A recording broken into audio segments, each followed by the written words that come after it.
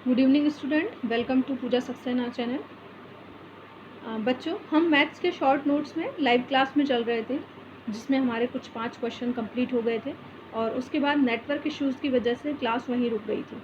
तो चलिए उसके आगे से अभी कंटिन्यू कर लेते हैं, जिससे आपका आज का जो पार्ट है वो अभी पूरा हो जाएगा।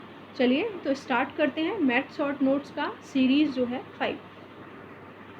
चलिए बच्चों, आपका हमारा जो है 22 और 23, 24, 25, 26 और 27 नंबर क्वेश्चन 26 तक हो गए थे। 27 शायद हमको करना है सॉल्व। तो चलिए 27 क्वेश्चन को एक बार पढ़ लेते हैं और इससे सॉल्व कर लेते हैं। क्वेश्चन लिखा हुआ है, यदि समय अब 2:17 PM है, 2:17 PM है, तो आप ठीक 11 घंटे और 59 के पश्चात क्या होगा। तो बच्चों 2:17 PM हो रहे हैं, माने कि बात दिन की हो रही है, ठीक है, और 11 घंटे और 59 बाद की बात हुई है, तो यानी कि हमें 11 घंटे 59 इसमें प्लस करने होंगे। तो यहाँ 59 जो लिखा हुआ है उसको अगर मैं 60 कर लूँ तो टोटल जो हमें प्लस करना होगा वो हम प्लस 12 घंटे कर सकते हैं। तो फिर हम बाद में 1 मिनट घटा देंगे। अब 2:17 PM हो रहे हैं और 12 घंटे बाद आप जानते ही हैं, जब हम किसी भी संख्या में 12 जोड़ेंगे तो उतना ही बजेगा, ठीक है ना। अगर PM है तो AM हो जाएगा, AM है तो PM हो जाएगा, सही है। तो PM है तो हम 12 जोड़ेंगे तो 2:17 AM हो रहा होगा उस समय, ठीक है। लेकिन हमको 12 घंटे ना जोड़कर 11 घंटे 59 जोड़ना था, तो हम 1 मिनट इसमें से माइनस कर देंगे, तो वो हो जाएगा 2:16 AM, 2:16 AM, ठीक है ना। तो आप ऐसे कर सकते हैं, या फिर इसका तरीका ये है कि आप 2:17 में 11:59 को जोड़ दीजिए। जैसे आप 11:59 जोड़ेंगे तो 7 और 9 16 की 6 हासिल 1, 5 और 1 6 और 1 7 76 और 11 और 2 13, 13:76 आएगा। अब 76 मिनट तो कुछ नहीं होता, क्योंकि हमारे जो मिनट होते हैं वो 60 से 1 मिनट जो होता है वो 60 सेकंड का होता है, माने कि हमको या फिर 1 घंटा जो होता है वो 60 मिनट का होता है। तो हम यहाँ 60 मिनट जो है उधार ले लेते हैं, तो 13 की जगह ये हो जाएगा 14 और 14 16। 14:16 का मतलब भी होता है 2:16, तो 2:16 ये आपका ऑप्शन है, सी ऑप्शन। चलिए नेक्स्ट क्वेश्चन देख लेते हैं। किसी वर्ग का परिमाप जो है वो 20 सेंटीमीटर है और एक आयत की चौड़ाई इस वर्ग की चौड़ाई के बराबर है और लंबाई इसकी चौड़ाई की दुगनी है, ठीक है। तो सबसे पहले तो वर्ग का परिमाप हमको पता करना होगा, ठीक है, और आयत का परिमाप भी हमको पता करना होगा।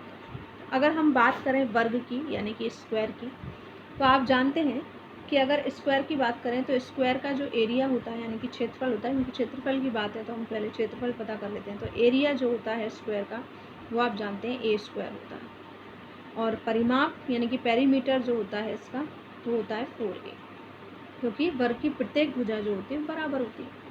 अगर हम बात करें यहाँ रेक्टेंगल की यानी कि आयत की, तो आयत का अगर एरिया देखें तो एरिया होता है लंबाई गुणा चौड़ाई, ठीक है, और पेरीमीटर इसका होता है 2L × B, ठीक है ना, 2L × B।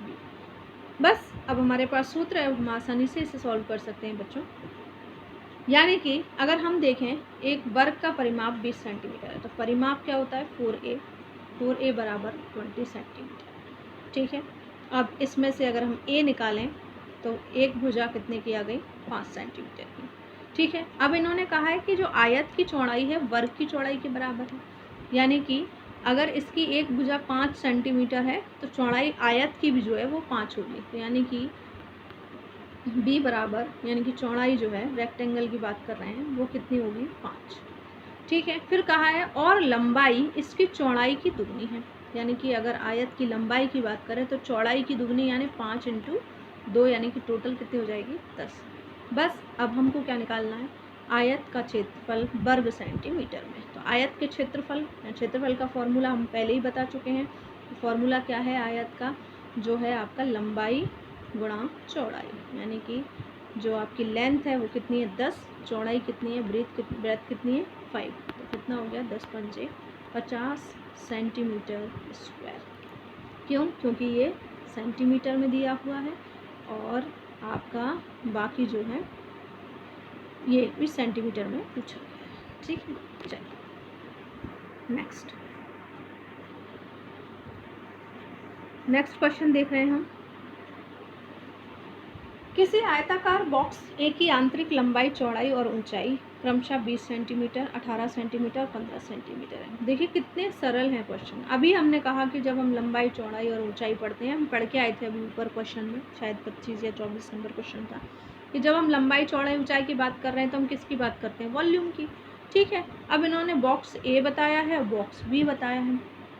बॉक्स ए की लंबाई, चौड़ाई, ऊंचाई 20, 18 और 15 है, और बॉक्स बी की 18, 12 और 5 है। अब ए का आयतन बी के आयतन का कितना गुना है? बस दोनों के आयतन पता होना चाहिए कितने गुने हैं, कितने अनुपात में है। गुना माने हो गया बटे अनुपात। ठीक है, यानी कि अगर हम बात करें तो बॉक्स ए की तुलना में बॉक्स बी कितना है, यही देखना है हमको। बस अब हम फटाफट से कर लेंगे, बहुत इजी है हमारे लिए, क्योंकि हमें ये सब आता है कि भाई जो वॉल्यूम है वो लंबाई गुणा चौड़ाई गुणा ऊंचाई। तो बॉक्स ए का ये है और बॉक्स बी का ये है 18 × 12 × 5। ठीक है, बस आप काटापीटी कर दीजिएगा। काटापीटी आप कर सकते हैं भाई कि 5 चौक 20 कर सकते हैं। ठीक है, और 3 से अगर हम यहाँ काटें तो 3 चौक 12 और 3 पंजे 15। ठीक है, तो इस 4 से इस 4 को काट दीजिए, इस 18 से इस 18 को काट दीजिए, बचा कितना? 5 टाइम्स। ठीक ना, कितना गुना है? 5। ओके, नेक्स्ट चलते हैं। एक संतरे का मूल्य 2.5 रुपया है, 3.5 दर्जन संतरों का मूल्य क्या होगा, ये हमको बताना है। सबसे पहली बात है, डजन की बात हो रही है, दर्जन की बात हो रही है, तो एक दर्जन में कितना होता है? 12, और 3.5 दर्जन है, तो पहले हम कर लेते हैं 3 का गुणा, यानी 3 दर्जन की बात कर लेते हैं, तो 12 × 3 = 36। 3.5 दर्जन में 3 दर्जन में 36 हुए, और एक दर्जन में 12 होता है, तो आधा दर्जन में आपके 6 और हो जाएंगे, यानी कि टोटल संख्या जो दर्जन की आएगी वो कितनी आएगी? 42। 3.5 दर्जन माने 42 की बात होगी। और एक संतरे का मूल्य कितना है? 2.5 रुपये। ठीक है ना, अब 2.5 रुपये का मतलब देख लीजिए आप, 2.5 यही होता है, 2.5 का मतलब 2 दूनी 4 और 1 5/2, तो ये हो गया 5/2। बस काट दीजिए, 2 दूनी 4, 2 एकम 2, 21 पंजे 105, 105। ठीक है, चलिए अब हम कंटिन्यू करेंगे अपने फ्रैक्शन को। हमारा जो टॉपिक चल रहा था वो चल रहा था फ्रैक्शन।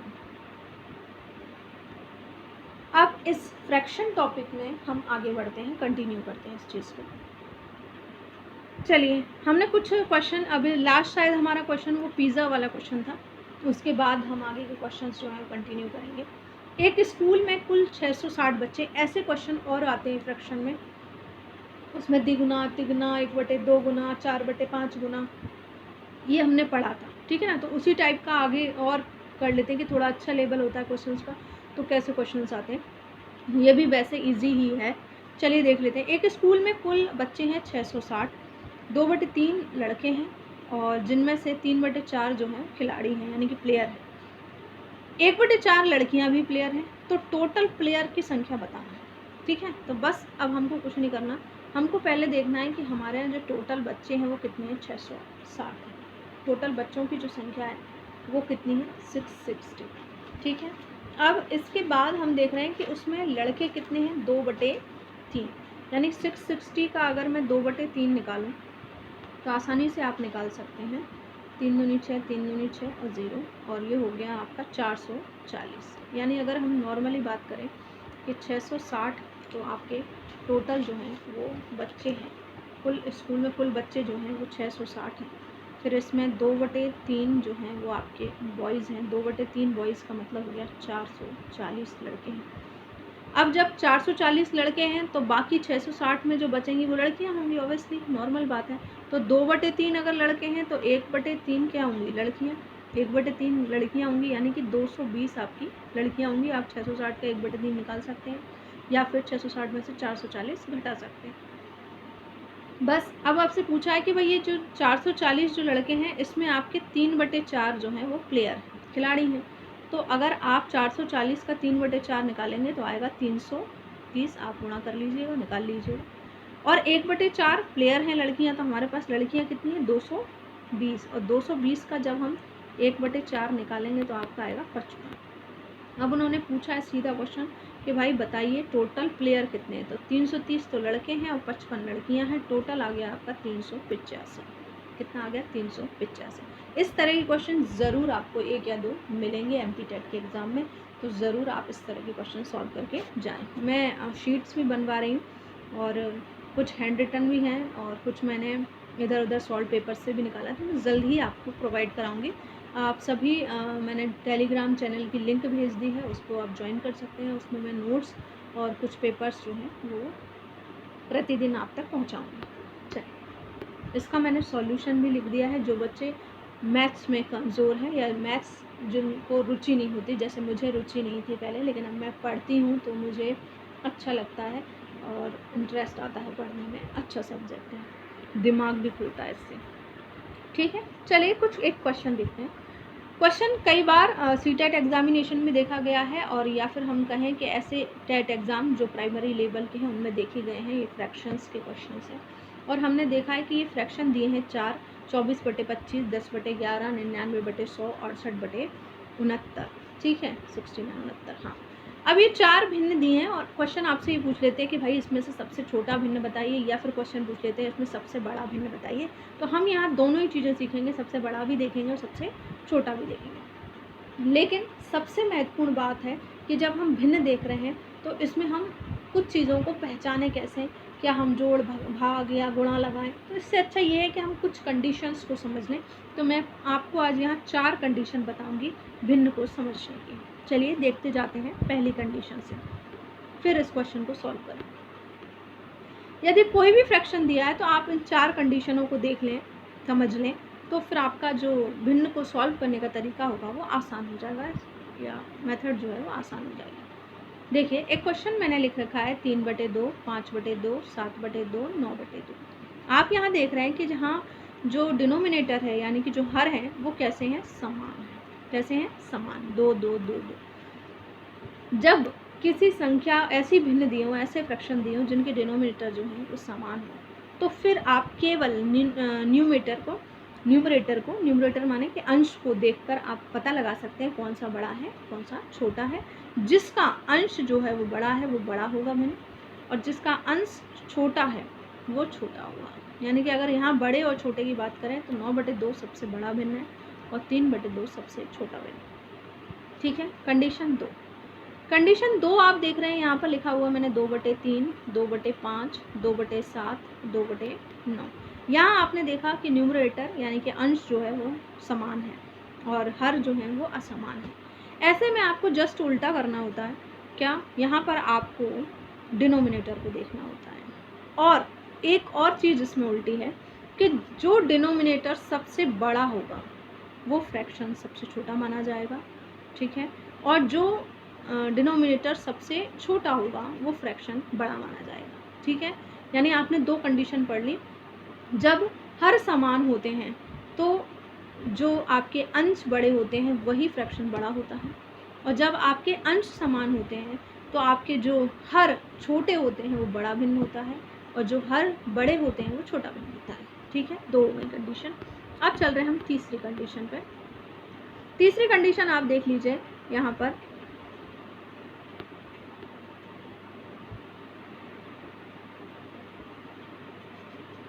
देखिए तीसरी कंडीशन। देखिए, तीसरी कंडीशन दिखाने से पहले मैं आपको एक क्वेश्चन दिखाऊंगी जो मैंने आपसे सबसे पहले पूछा था। ये क्वेश्चन, आप इस क्वेश्चन को ध्यान से देखिए। लिखा है 24/25 1 का अंतर, 10/11 1 का अंतर, 99/100 1 का अंतर, 68/69 1 का अंतर। माने कि यहाँ पर जो न्यूमरेटर है और डिनोमिनेटर है, अंश और हर है, उसमें अंतर सबके कितने, 1 1 1। माने अंतर जो आपसे क्वेश्चन पूछा गया उसमें अंतर कैसे है, समान। कैसे अंतर है, समान। तो जब तीसरी कंडीशन ये है कि जब जो आपको भिन्न दी गई है, जो आपसे क्वेश्चन पूछा गया, उनमें सभी में अंतर जो है वो सेम हो, तो आप बड़े वाला जो डिनोमिनेटर और जो बड़ा वाला जो न्यूमरेटर है, डिनोमिनेटर की बात नहीं आएगी, या न्यूमरेटर, बड़ा वाला जो न्यूमरेटर है उसका फ्रैक्शन भी बड़ा होगा। और जो छोटा वाला न्यूमरेटर है उसका फ्रैक्शन भी छोटा होगा। यानी कि जिसका अंश बड़ा है वो फ्रैक्शन यानी वो भिन्न भी बड़ा होगा, जिसका अंश छोटा है वो भिन्न छोटा होगा। तो सबसे छोटे और बड़े की बात करूँ तो ये आपका लार्ज रहेगा, सबसे बड़ा है। क्यों? क्योंकि इन सभी में अंतर 1 है यानी कि सेम है। और 99 जो है सबसे बड़ा यहाँ पर अंश है, इसलिए ये लार्ज भिन्न होगी, बड़ी भिन्न होगी। और 10/11 में 10 जो है वो सबसे छोटा है इन सभी से, इसलिए ये सबसे छोटा भिन्न होगा। आशा करती हूँ आपको समझ में आ गई होगी मेरी बात। अब बची चौथी कंडीशन। चौथी कंडीशन में आपको बताऊंगी 2 मिनट बाद। पहले आप मुझे एक क्वेश्चन सॉल्व करेंगे, वो ये तीसरी कंडीशन मैंने यहाँ लिख दी है अपनी भाषा में, आप इसे अपने नोट्स से बना सकते हैं।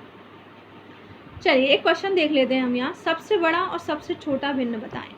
क्वेश्चन ये है, सबसे बड़ा बताना है और सबसे छोटा भिन्न बताना है।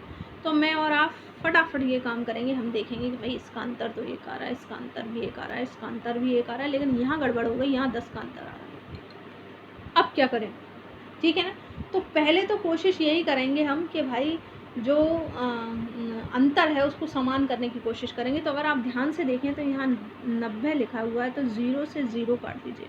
जब आप 0 से 0 काटेंगे तो 9 और 10 अंतर कितने का हो जाएगा? यहाँ भी 1 का हो जाएगा। कितने का हो जाएगा? 1 का। जल्दबाजी नहीं करना, आपके क्वेश्चन का आंसर जो क्वेश्चन में ही होगा।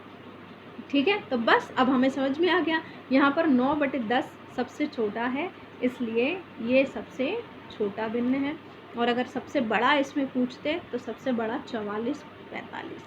ठीक है ना। तो ये हो गई बात। अभी हम चौथी कंडीशन पर अब आएंगे। अब आते हैं जो फ्रैक्शन एक चौथे तरीके का पूछा जाता है। वो फ्रैक्शन ये है कि जैसे पूछा 1/2, 2/3, 5/9, 6/13, मतलब पता ही नहीं चल रहा क्या कहाँ से कुछ भी पूछ रहे हैं और सबके अंतर जो हैं वो अलग हैं, डिफरेंस सेम नहीं है। ऐसी कंडीशन में वो आपसे क्वेश्चन ये भी पूछता है कि भैया ये जो भिन्न दिए हैं उनको असेंडिंग ऑर्डर में लगाओ या डिसेंडिंग ऑर्डर में लगाओ, यानी कि या तो बढ़ते हुए क्रम में लगाइए या घटते हुए क्रम में लगाइए, यही पूछते हैं। तो ज़्यादातर टीचर्स भी हैं जो अच्छे टीचर्स हैं, वो भी आपको ट्रिक भी बताते हैं और ये भी बताते हैं कि आप इसे क्रॉस मल्टीप्लाई से भी सॉल्व कर सकते हैं। ठीक है, तो बिल्कुल कर सकते हैं, लेकिन क्रॉस मल्टीप्लाई से वो लोग सॉल्व नहीं कर पाएंगे जिनके कैलकुलेशन बहुत ज़्यादा ख़राब है। तो मैं ये समझती हूँ जिनका कैलकुलेशन ख़राब है, जो मैथ को थोड़ा दिक्कत करती है उनको, तो उनके लिए ट्रिक्स ज़्यादा ठीक हैं। तो ट्रिक बता देती हूँ, क्योंकि हम शॉर्ट नोट्स बना रहे हैं तो ट्रिक भी उसमें शामिल रहेंगी। चलिए, जब ऐसा हो जाए कि फ्रैक्शन के जो डिफरेंस हैं वो सेम ना हो, तब आप क्या कर सकते हैं, क्या यूज़ कर सकते हैं वो देख लीजिए। सबसे पहले तो जो आपको दिया गया है फ्रैक्शन, उसका अंतर निकालिए। जैसे 1 और 2 का जो अंतर है वो आया 1, 2 और 3 का जो अंतर है वो आया 1, 5 और 9 का जो अंतर है वो आया 4, 6 और 13 का जो अंतर है वो आया 7, 7 और 9 का जो अंतर है वो आया 2। ठीक है, फिर ये जो डिफरेंस आया है, इस डिफरेंस से जो आपका न्यूमरेटर है यानी कि अंश जो है उसको भाग लगा दीजिए। यानी कि 1 का 1 करेंगे भाग तो 1 ही आएगा, फिर 1 का 2 से करेंगे तो 2 आएगा, फिर आपका 4 से 5 करेंगे तो यहाँ पर 1 दशमलव कुछ आ जाएगा, 1 पॉइंट कुछ आ जाएगा, देख लेंगे। फिर 7 का 6 से करेंगे, तो फिर आपका जो 7 है 7 का 6 से करेंगे तो ये तो जाएगा नहीं, छोटी संख्या यानी 0 पॉइंट कुछ आएगा। और फिर अगर हम ध्यान से 2 का 7 से करेंगे तो यहाँ 3 बार कट जाएगा, 2 3 6 3.5, इस तरह का कुछ आंसर आएगा। अब बस जो बड़ा है वो बड़ा रहेगा, जो छोटा है वो छोटा रहेगा। अब यहाँ सबसे बड़ा कौन सा दिख रहा है? ये 3.5, तो ये सबसे लार्ज है। और सबसे छोटा कौन सा दिख रहा है? 0। ठीक है, अब इन्हें घटते हुए क्रम में लगाओ या बढ़ते हुए क्रम में लगाओ, आराम से लगा सकते हो। अगर इन्हें बढ़ते हुए क्रम में लगाना है आपको तो सबसे छोटा पहले लिख दो, यानी कि 6/13 लिख दोगे आप, ये सबसे छोटा है। फिर इससे बड़ा जो है वो लिखोगे आप, क्या कहते हैं, या फिर आप इसे बढ़ते हुए क्रम में लगा लो, है ना, कैसे भी लगा सकते हो आप। घटते में लगाना है तो ये 6/13 पहले आएगा। ठीक है, घटते में शायद कैसे भी लगा लो, जैसे भी आपको ठीक है। उसके बाद आपका आ जाता है 1 वाला, जो आपका 1 से 1 गया है या फिर 1 दशमलव कुछ आया है, तो ये आ जाएगा आपका 5/9। फिर आपका आ जाएगा 1/2 और फिर आ जाएगा आपका 2/3 और फिर आ जाएगा आपका 7/9। ठीक है, मैंने सॉल्व भी कर दिया है, ये देखिए। ठीक है, आप सबसे छोटा और सबसे बड़ा बता सकते हैं। ठीक है, बढ़ते क्रम में लिखना है तो आप इस तरह से लिख दीजिए। ठीक है, सबसे छोटा आपको पहले रखना है। चलिए, बात समझ में आ गई होगी। 1-2 क्वेश्चन आप कर सकते हैं और इसे क्रॉस मल्टीप्लाई से भी कर सकते हैं, पर क्रॉस मल्टीप्लाई से अच्छी कैलकुलेशन वाले बच्चे ही कर सकते हैं। एक क्वेश्चन और बता देती हूँ मैं, चलिए देख लेते हैं। जैसे 5/14, 6/11, 7/9, 8/13 और 9/10 ये लिखे हुए हैं क्वेश्चन। पहला काम कोई करना है हमको, सबसे पहले इनका अंतर निकालना है। तो 5/14 का हमने 9 निकाला, फिर 6/11 का 5 अंतर, 7/9 का 2 अंतर, 8/13 का 5 अंतर, 9/10 का 1 अंतर। बस अब इस जो अंतर आया है उससे ऊपर वाली संख्या को भाग देना है। तो अगर 9 का हम 5 में करते हैं तो 0.2 आएगा, 5 का 6 में करते हैं तो 1.2 आएगा, फिर 2 का हम 7 में करते हैं तो वही 3.5 आएगा, फिर 5 का हम 8 में करते हैं 1.6 आएगा, और 1 का 9 में करते हैं तो 9 आएगा। बस अब आप बढ़ते हुए क्रम में लगाएं चाहे घटते हुए क्रम में लगाएं, आराम से आप लगा सकते हैं। लिखा है घटते क्रम में लगाना है तो सबसे छोटा यहाँ आना है, सबसे बड़ा जो है 9/10 है, फिर 7/9 है, फिर उससे छोटा, फिर उससे छोटा, फिर उससे छोटा। ठीक है, इस तरह से आप क्वेश्चंस को सॉल्व कर सकते हैं। तो ये फ्रैक्शंस के जो क्वेश्चंस हैं, जिस तरह के क्वेश्चंस आपके MP टेट 3 में आ सकते हैं और अन्य टेट परीक्षाओं में इस लेवल से जो क्वेश्चन पूछे जाते हैं वो आपको मैं मोस्टली बताती जा रही हूँ। 1-2 क्वेश्चंस और होंगे फ्रैक्शंस के, तो वो भी आपको नेक्स्ट सीरीज़ में बता दूँगी। आज आपकी 2 क्लासेस हो गई हैं, लिंक आपके ग्रुप में पड़ी हुई है, तो आप पहले वो वाली देख लें जिसमें आपके 4 या 5 क्वेश्चंस मैंने सॉल्व कराए हैं, और उसके बाद आप इस वीडियो को कंटिन्यू कर सकते हैं। शॉर्ट नोट्स हैं, शॉर्ट तरीके से पढ़ें क्योंकि ज़्यादा पढ़ने में भी आपको दिक्कत होगी। पढ़ते रहिए, मुस्कुराते रहिए, और प्लीज़ चैनल को सब्सक्राइब कीजिए, शेयर कीजिए और बेल आइकन पर प्रेस कर दीजिए जिससे ऑल नोटिफिकेशंस आप तक पहुँच जाएं। धन्यवाद।